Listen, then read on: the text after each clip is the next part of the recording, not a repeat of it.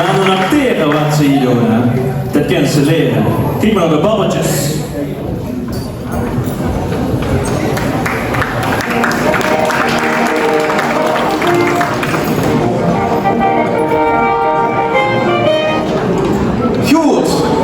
Goedenavond allemaal. Welkom bij de workshop Acteren kan ze leren.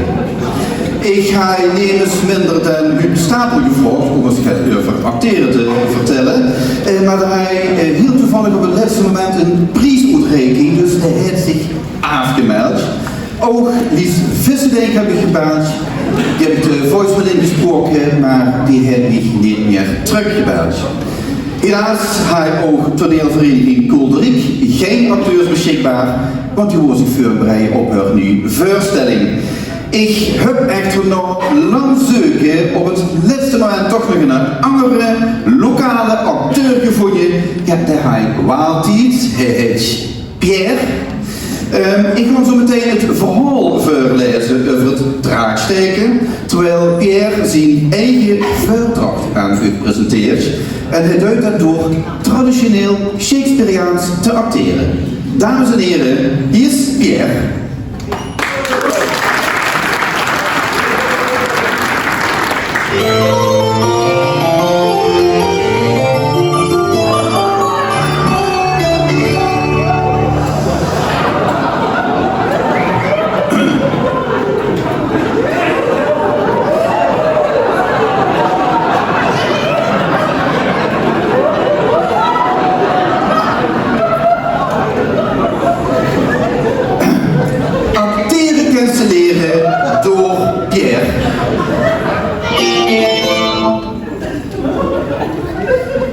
Het verhaal dat Pierre gaat vertellen speelt zich af in het Vriendurpje Heil, waar in het gebied Broekbeenden een Romeins beeld van de godin Helena lag begraven.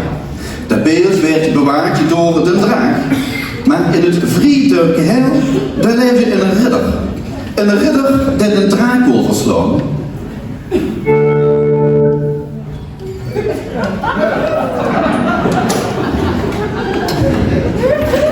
Van het karakter van de ridder, daar ging het hele plot vanaf en daarom zijn er veel verschillende soorten ridders. De trotse ridder,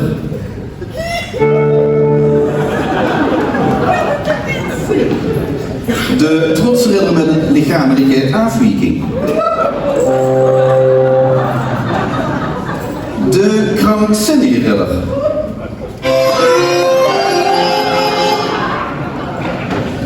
de kwaaie ridder, de kwaaie ridder die een complot voorbereidt,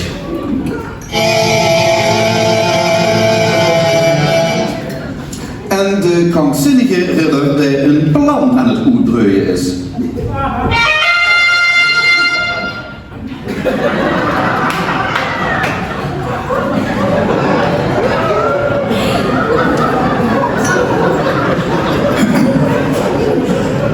Een belangrijke rol werd gespeeld door boodschappers. Die vertelden net de laatste nieuws aan de dorpelingen. Bijvoorbeeld dat de draak in de buurt was, of dat er weer een was gesneuveld. De boodschappers kennen we in verschillende soorten onderscheiden. De boodschapper met groot nieuws.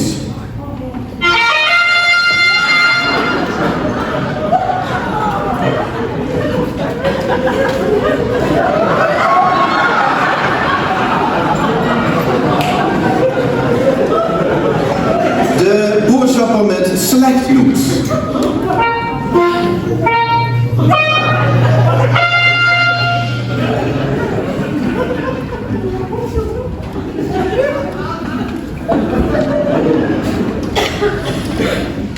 De boodschapper met onbelangrijk nieuws.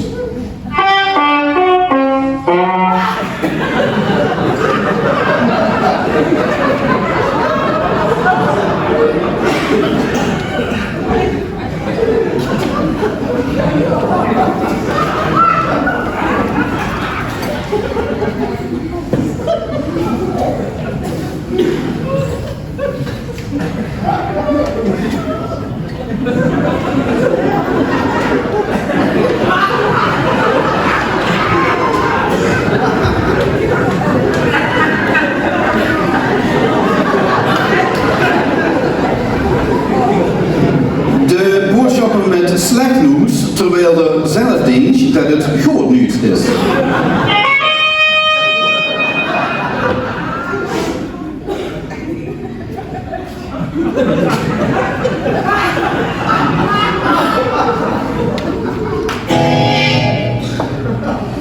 De dood kwam snel en vaak voor in deze meedogenloze wereld.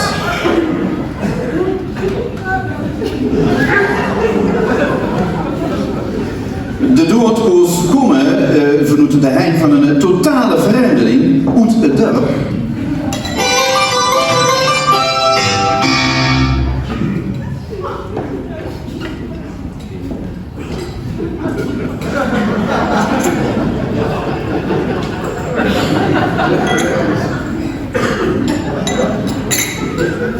Of door de hein van die beste vriend.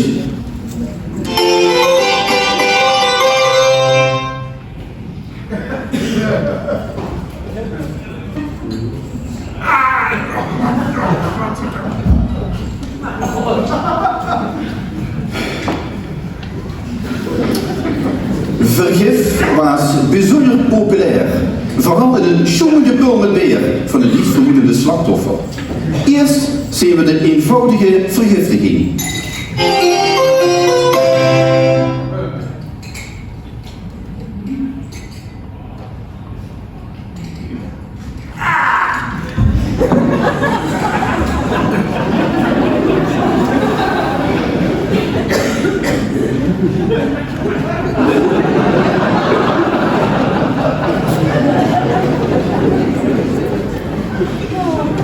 En nu de schurkenvergif wordt gebroken.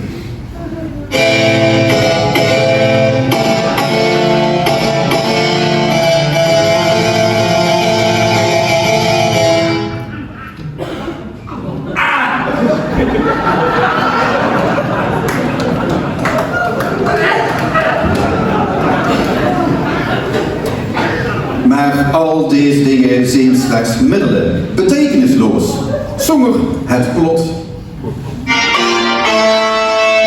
Centraal steunt de helse de ridder is.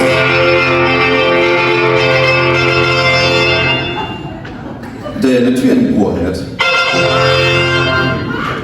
De in de schurk is. Met een lichamelijke afwijking.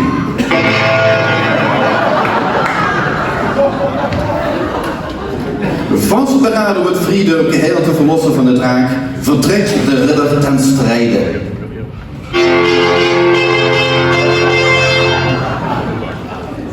Bij landgoed Nederhoven neemt je geliefde afscheid van de held.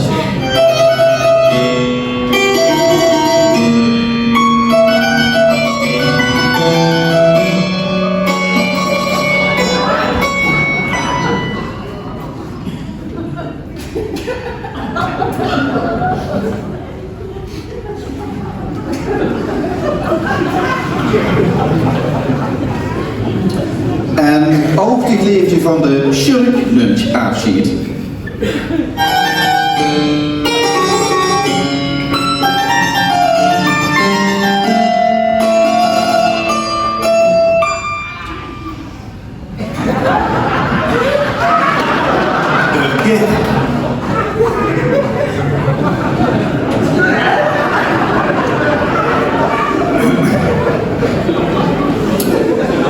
De ridder vertrok ten strijde, maar plots klonk er een teer en donderend gegrom.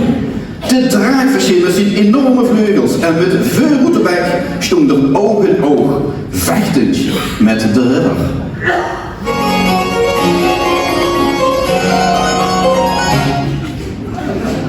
Tot uiteindelijk de boodschapper het slechte nieuws brengt dat de ridder dood is.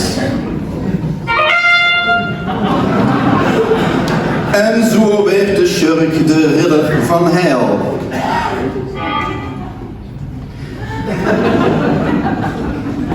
Maar die boodschap die klopte niet, want jaren later kwam de echte ridder terug.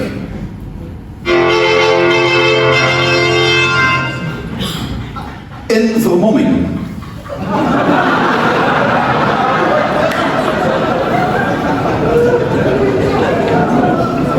En de ridder zichzelf bekeken door een knipoog te geven aan het volk.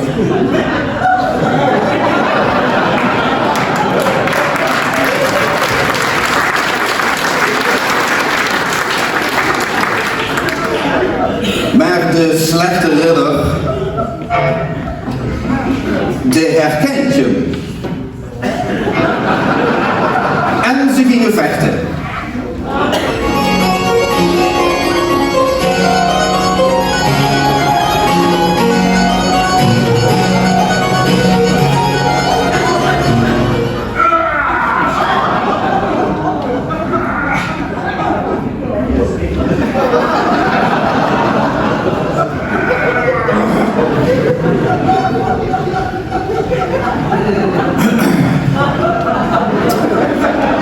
De ridder eisde zijn troon weer op en feestje samen met zijn volk op de overwinning. Hij deed het met een schoenje pulbeer dat toevallig naast zijn troon stond.